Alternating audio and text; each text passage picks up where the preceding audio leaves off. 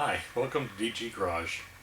It's been a while since I posted anything, and for good reason.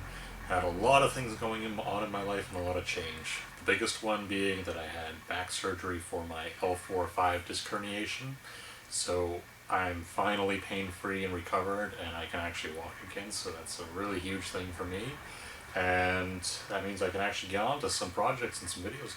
The other big thing is we bought a new house and moved. So instead of working out in my backyard and driveway and the little tiny shed shop I had, I now have a big proper 2-car garage to actually start a project in over winter.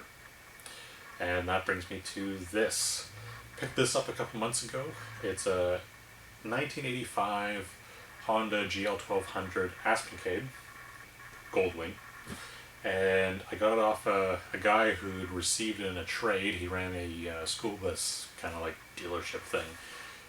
He had no interest in pursuing it or riding it himself, but he let it go. He would put it up on Facebook for $1,000, which if you're an American viewer, that probably doesn't sound like a very good deal on one of these. I know you can get them a lot cheaper there, but for Canadians, that's a big deal.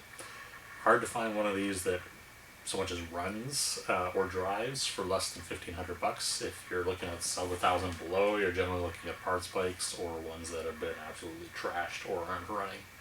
So, steal of a deal. I managed to get over there, make a deal on this one quickly, load it up on a trailer, and dragged it home. And it sat here for the last little while, just while I was taking care of various other house projects.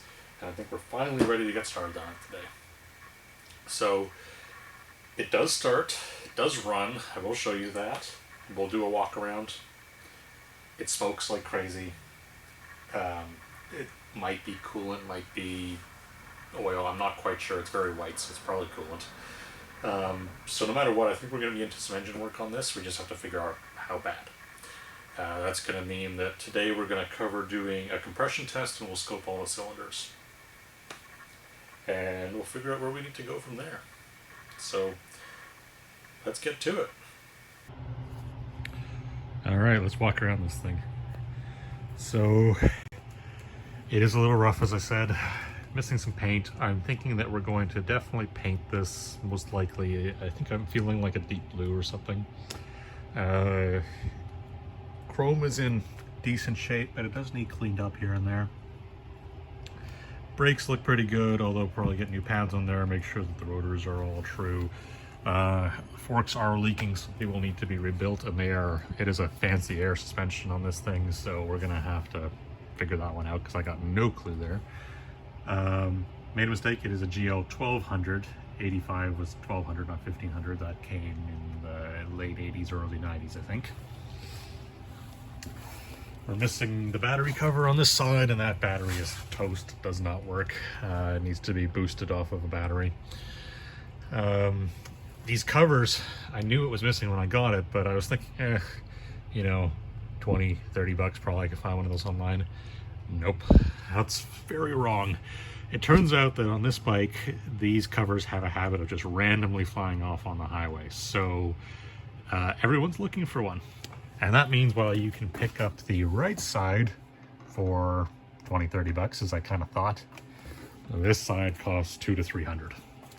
So you're gonna have to track one of those down. I do want this bike to be perfect when I'm done with it, so we'll need to find that. Bike is absolutely loaded with storage. You got the saddlebags on the side, the hard case saddlebags, tons of storage in this thing. Absolutely massive.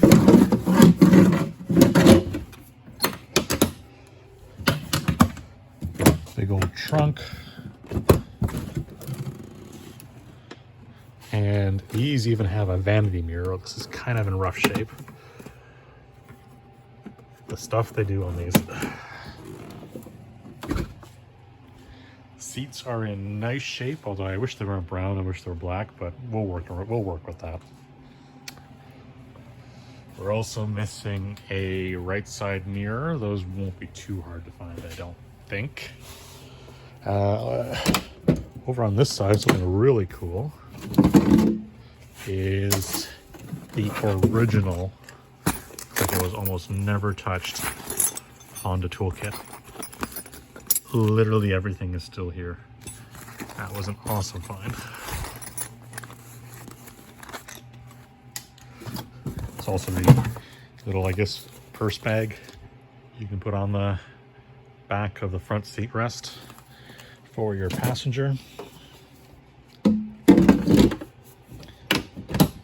then we have controls. I'm gonna go grab the key and we will run through all this. Okay, we got our battery hooked up and we have our key. And this thing came with 5 keys, I think, and 2 of them are original Honda Goldwing keys like this. So it's pretty awesome.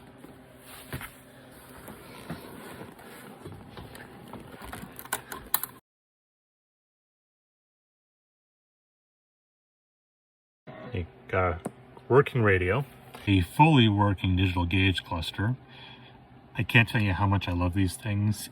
For the mid-80s, this was so futuristic. This bike has everything. You tune the radio control, mute or on off from this little guy here. Turn signal is pretty standard, hazards, high beams, turn signal. This bike has cruise control. I've got no idea if this works, but pretty cool. I think it's aftermarket. All the Markland stuff is dealer editions, I think. Engine start stop, we'll leave that to run because we'll fire her up in a minute. Start button, nothing all that fancy on this side. Throttle. All the controls for the digital dash are here. You can even change, like, this stuff is just amazing for this era of bike. Mile per hour to kilometer per hour, trip resets. You could manually adjust your trip, I think, for some reason. I'm not quite sure why. I'll have to look that up. You've got a radio and tape deck. This thing sounds kind of okay, as you heard. I really would like to find a way to bring this into the 21st century with some Bluetooth or, I don't know, more power, more sound, more loudness. I also feel like only the right side speaker works right now, so that'll be something we'll have to dig into. But let's see, what else can we show you? There is the air ride controls here.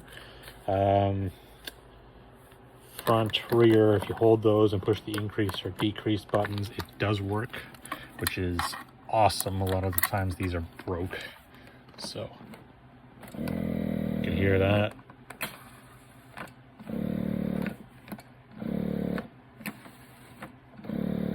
And the gauges on the screen work too while you do that. That's the front, and they do hold pressure. So really happy about that. Also has a outlet valve so you can fill in your tires, and I think somewhere on the bike there's actually the hose for this that came with it. Oh yeah, CB, Cobra 7 Plus over here. Got the handset tucked in there. And here we got fuel, another little hidey area.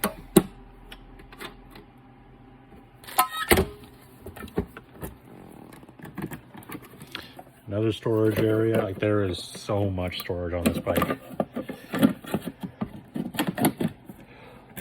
I am really looking forward to maybe this summer if I can get this all done. I don't know, we'll see.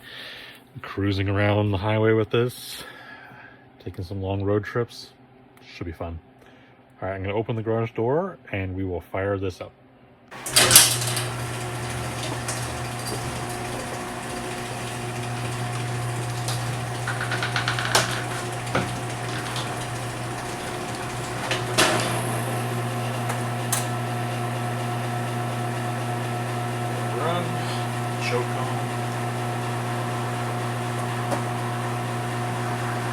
Are you still going?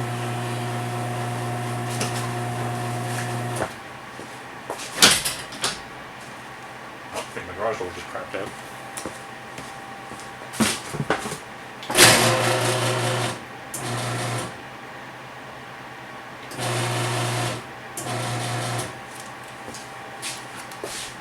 Okay, brief intermission while I figure that out.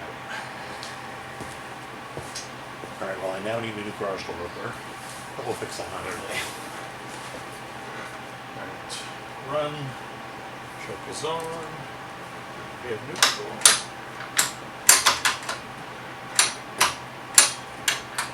Oh, we had it. There we go.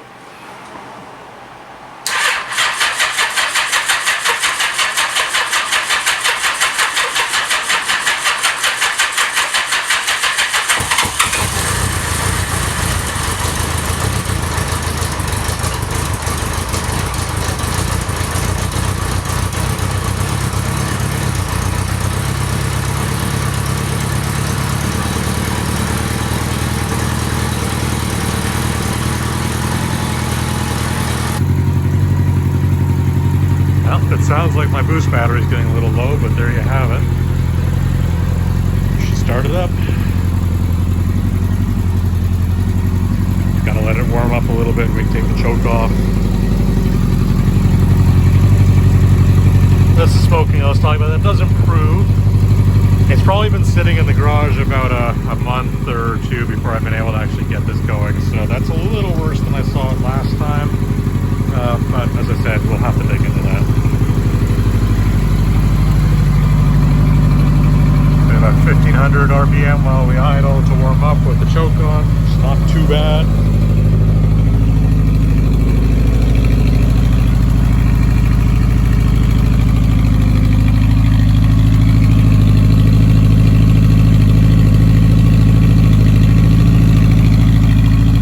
All of our lights work, so no major electrical issues. I think we'll have to figure out.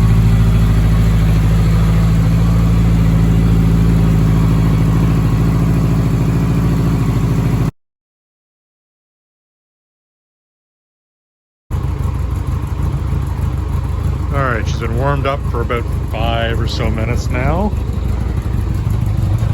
And it's smoking less, but still smoking. It's white, and you almost feel like it smells a bit like coolant. So I'm kind of leaning towards maybe we have a bit of a head gasket leak. Not quite sure, but as I said, we're going to be doing immediately after this to let it cool down a bit. We're going to check compression on all 4 cylinders, and then we're going to scope each one and see what we can see or what we want to look for based on the results of the compression tests. Choke is off. We're idling at a pretty good, reasonable idle for this machine. Oh yeah, this thing has 90,000 kilometers on it. So for a Goldwing, this is still a baby.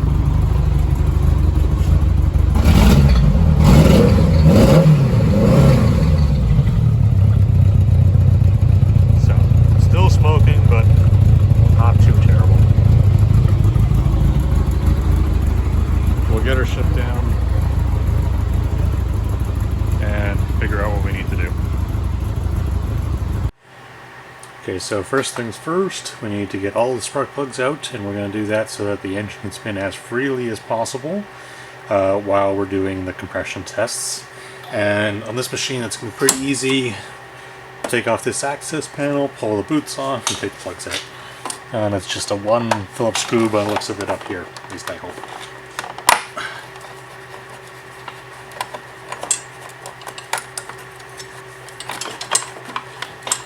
Maybe not. Oh, 2. 2 Phillips screws.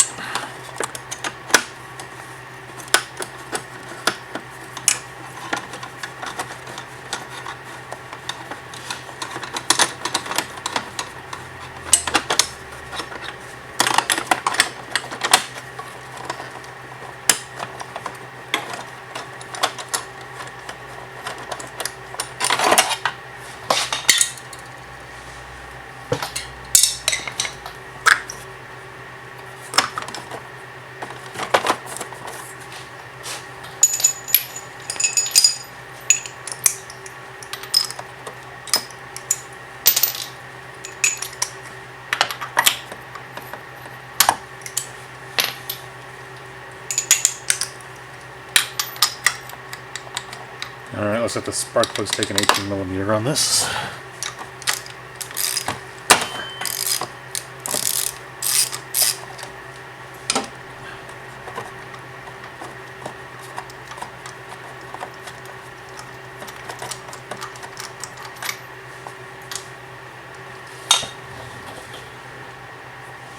I don't know if we can see this, but... Well, unfortunately the camera battery died as I was trying to show that, but caught it right away. Don't know how well we can see this.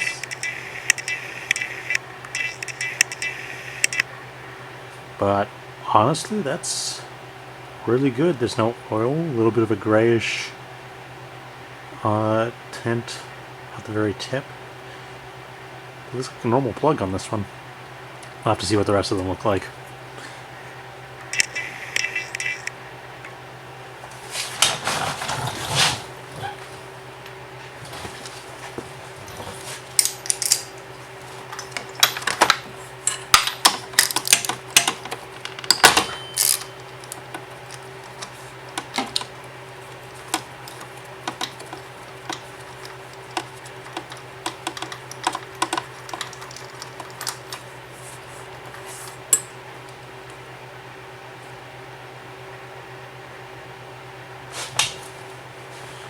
Okay, this one, very similar to, looks almost identical to the other one. Okay, so no alarm bells going off on the left side of the engine. We will rinse and repeat on the other side. I'll be right back with those plugs. Okay, on the other side we have a bit of a different story. This is the plug on the most rearward side, and this is the plug on the more forward cylinder. And we have a bit of a different picture here. This one looked almost exactly like the other two on the left side of the bike. This one is wet. And judging by the rings, it looks like oil. Which, I mean, oil will smoke too, but it'll be more of a bluish smoke, so I don't know if my eyes are failing me or something, but seems like we're getting oil into that cylinder. We'll start with the compression test now, and we'll see what we get. Okay, we're going to start off on the left side of the bike where we had the two good plugs, and we'll start off with the more rearward cylinder yet. And I'm sorry, I don't know the technical number names for these ones yet. I'll have to figure that out later. I don't know which is similar to 1, 2, 3, 4. I'm learning everything too on this bike.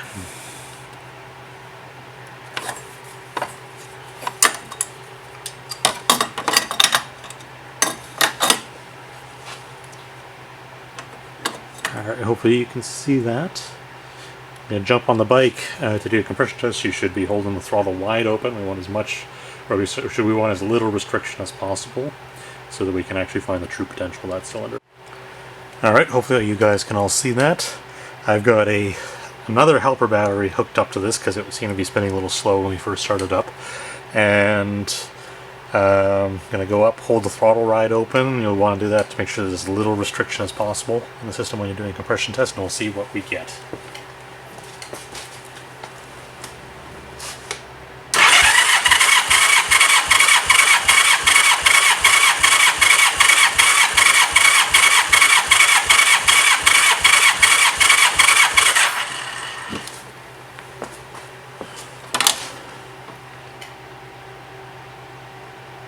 Looks like almost 140 on the nose, I think.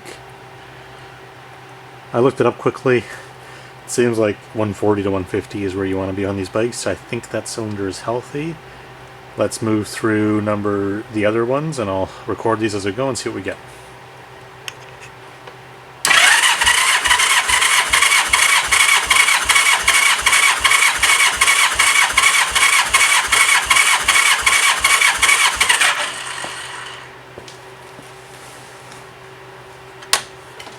I got 150 on the nose for this one.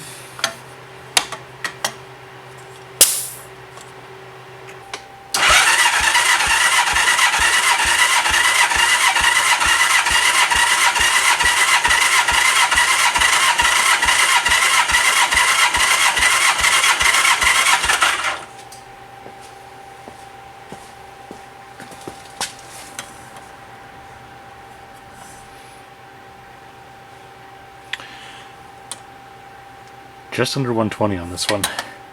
That's concerning. Try that one more time. Make sure all the batteries are hooked up properly.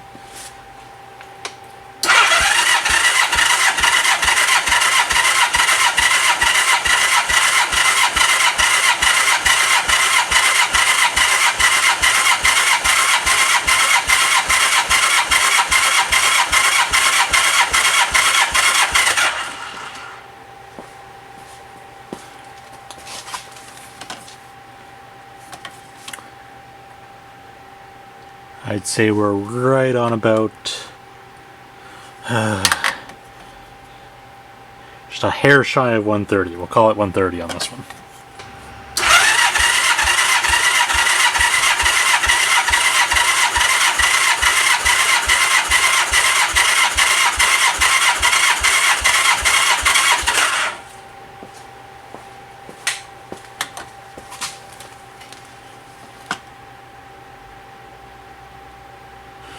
Did a little better there, actually, about 135 on that one. Alright, well, next thing to do is going to be to scope these and have a look at what we got.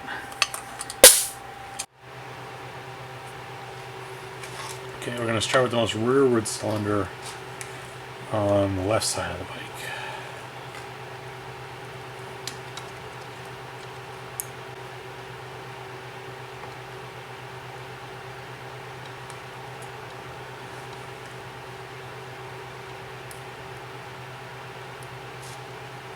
Looks like some oily kind of residue on piston, and the cylinder walls look fantastic. I mean, I can still see some cross hatching in there. I don't know if you can see that.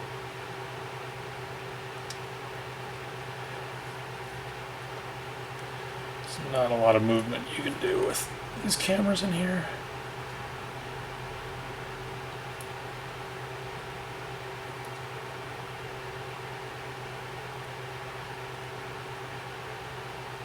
I don't see anything hugely concerning. Alright, let's move over to the left side frontmost cylinder. This one's drier looking than the last one. Cylinder walls look pretty good again, I think.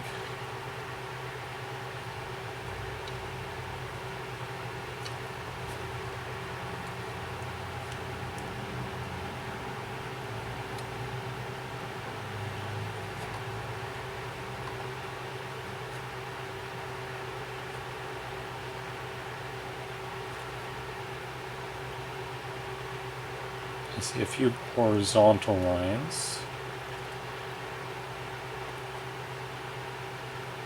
And again, nothing in the cylinder screams anything's really wrong here. But this was the side that I had the reading of, I think, 140 in the back and 150 in the front. So, let's move to the other side and see what we find there.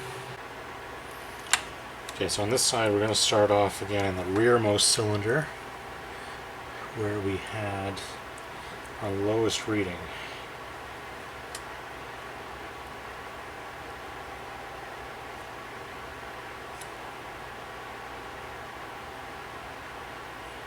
Fairly dry looking cylinder.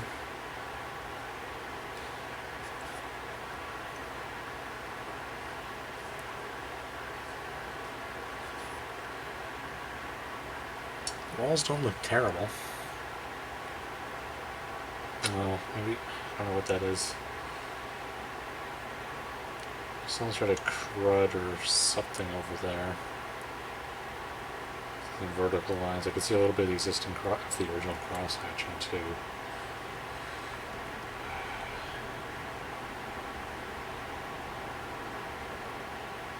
I don't know why the edge of that cylinder looks so rough right there. Some interesting things going on in this one, that's for sure. Okay. And last but not least, oh, look at the one where our oily plug came out of. Ew. This one's already not looking good.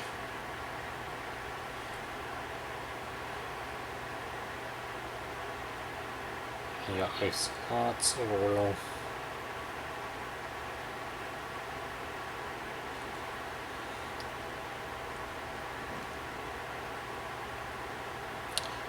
I don't see any pooling.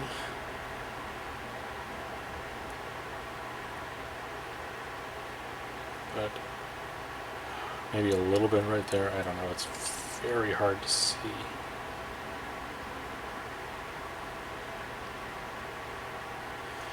wipe off that lens quickly and see if that makes any difference.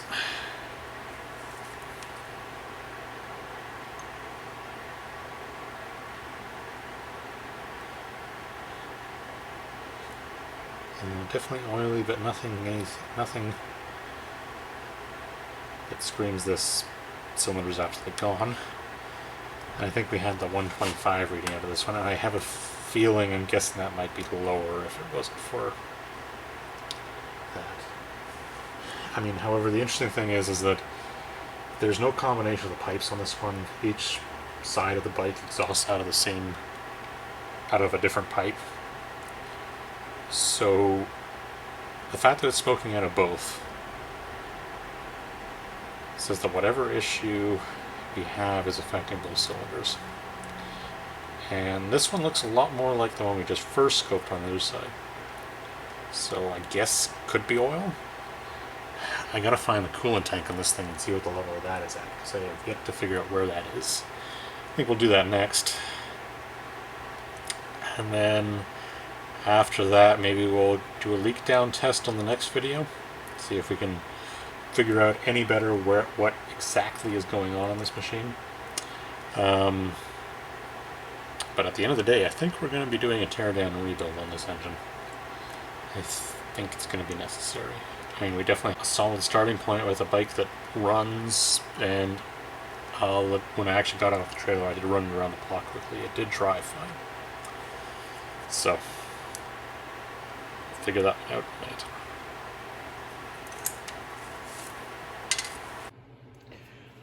Okay, so I did manage to find where the coolant tank is, and it's right here.